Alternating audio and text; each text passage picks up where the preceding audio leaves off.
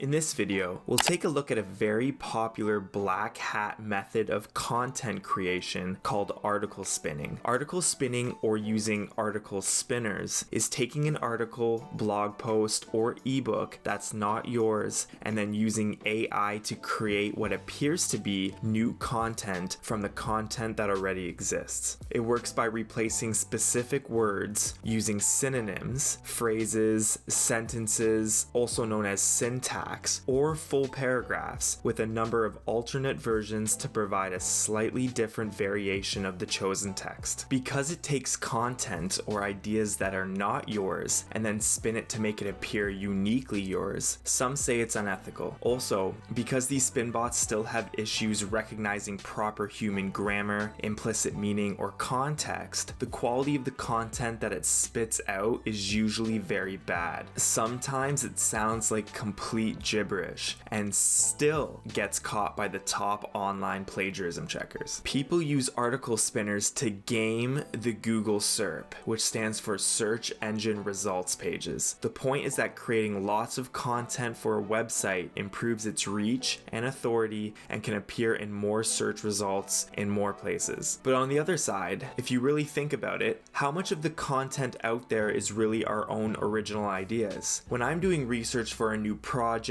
assignment, article, blog post, or even a YouTube video, I go through a bunch of sources, maybe 5 or 10 different websites or authors, and then combine their ideas on top of a little bit of my own to create what is hopefully some unique original content. And I'm sure a lot of other people do the same thing. So though a completely spun article with no human interaction might be unethical, it's really just automating what we do manually. If I could find a robot that works like this, I would be able to create endless amounts of written content very easily and quickly. I pump in the original idea, it goes and scours the web for a bunch of sources, takes a bit from each source, and then combines it for an original text. Then it spits out the results. Anyways, the ethical argument can go on, and I'm sure both sides can create a strong reasoning for either case. But we're gonna test article spinning as it is, right out of the box, to see if we can make some original content that reads and sounds human and passes all forms of plagiarism, which means we won't get punished in SEO rankings. For my experiments, I'm going to use this article by Ryan Holiday entitled "The Best Thing You Can Do for Your Work is Take a Walk." If you guys haven't read Ryan Holiday yet, I suggest you go do that now. I'll leave a link to this article in the description below, but Ryan Holiday is a fantastic published author, and on top of his magnificent blog posts, has already wrote "Ego is the Enemy," "The Obstacle is the Way," and "Stillness is the Key," a couple great books, so go check them out. For the article spinner, I'm going to use a free, simple to use one that I originally found on Reddit called Quillbot. You can access the spinner on quillbot.com. This link will also be in the description below. On the Quillbot homepage, it gives you a paragraph box to enter your text. By default, you're given a 400 word character limit. If you create a free account, that is bumped up to 700. On the right side here is the option to select my mode for quilling or spinning. Fluency is improving fluency and fixing grammatical errors. Standard is changing the input but keeping the meaning. Suggestive is locked by premium but focuses on changing the input over keeping the meaning. Creative makes the biggest changes but is likely to make the most errors. This one will probably have to edit manually after. And concision, which is also locked by premium but works by shortening the sentences. You also see a word flipper slider underneath that when sliding to the right and the bar turns red, it changes more of the words compared to sliding the bar to the left and keeping it green. This means that less words are changed. Right in the middle is a yellowish orange, which is the best of both worlds. What we're going to do for testing purposes is take the first paragraph of Ryan Holiday's article and spin it a few times using the different settings to see what we can come up with. We'll then send that through a plagiarism checker to see what happens. The first paragraph reads as follows and is 330 characters. If you've ever doubted whether human beings are designed for walking, all you have to do is strap a fussy baby into a baby Bjorn and go for a stroll. The crying stops. With each step, the kicking and the thrashing and the resistance fades away. Hours can pass and, if you're moving, that previously anguished child becomes a dream. So the point of this first first paragraph is to say that even as newborns, there is something about walking or moving slowly with a stroller that will put the baby at ease. The benefits of walking is ingrained in us. It's a part of our DNA. Let's quill it with fluency and a full word flipper. If you've ever doubted whether human beings are designed to walk, all you have to do is strap a shaky baby into a baby Bjorn and take a stroll. The moaning is over. With each move, the scratching and thrashing and the opposition fade away. Hours can go by, and if you're going, the formerly anguished kid will become a vision. The first sentence didn't change much. The scratching and thrashing sentence doesn't make sense because it turned resistance into opposition. It sounds like our baby's the enemy. We'll have to change that. And the last sentence is okay except for the vision synonym. Let's try another quill, this time with standard. If you've ever wondered that human beings are meant to travel, all you need to do is buckle a fussy baby into a baby Bjorn and go for a stroll. Stops weeping. The fighting and thrashing and the opposition fade away with each move. Hours will pass and the anguished child becomes a vision if you travel. Interesting. So it changed the format of the last few sentences. The hours will pass and that anguished child becomes a vision, comma, if you travel. It sounds okay, just needs a little bit of a fix up. So far, I like the second quill the best. Let's do another one, this time with the creative setting. Remember, it says that this one should change the paragraph the most. If you've ever wondered that humans are supposed to walk, all you need to do is put a baby into a baby and walk. The weeping ceases. The kick and the thrashing and the resistance disappear with each move. Hours can pass and that anguished child will become a dream if you move. I actually like the last sentence as it doesn't need much changing. Weird that it turned baby Bjorn into baby. I wonder what's going on behind the scenes there. Let's do one final quill, and what we'll do is take that last creative quill and run it through the system again to see if we can really change some things up. So this spin will be twice removed from the original article. If you ever thought why people would move, you just have to put a baby in a baby and travel. The challenge ends. Each drive ceases. The hop and thrashing sow resistance. It can be hours, and if you move, the anguished kid becomes a dream. Okay, completely different. I also noticed that it drastically shortened the paragraph as well. This would need a lot of work to get back to the same meaning, though the first sentence is actually pretty decent. One more thing we have to do is run this through a plagiarism checker to see if we could get away with submitting this text. Even though it doesn't make sense to us and it needs a lot of work, let's say that we're trying to just fool the Google algorithm. For this, we'll use plagiarismdetector.net, but first, let's put in our original text to see if it locates it on the web. And it did. It says that 33% is coming from that one Medium article. Now we'll put the double spin text in to see what we get, and it thinks that this is 100% original, so it does appear to pass a simple plagiarism check. I think our conclusion from this experiment is that the biggest issue with article spinning is losing the meaning of the text, and unless there are much better Spinbots out there that I don't know about, a lot of manual work will still need to go into making these articles legible, meaningful, and ultimately even worth reading. It's tough to see how this could be a useful tool in your writing arsenal, but perhaps for those experiencing writer's block, this could be a way to get the juices flowing. If you know a better way to spin articles or have had success using this method in the past, please let me know in the comments below. Thanks for watching.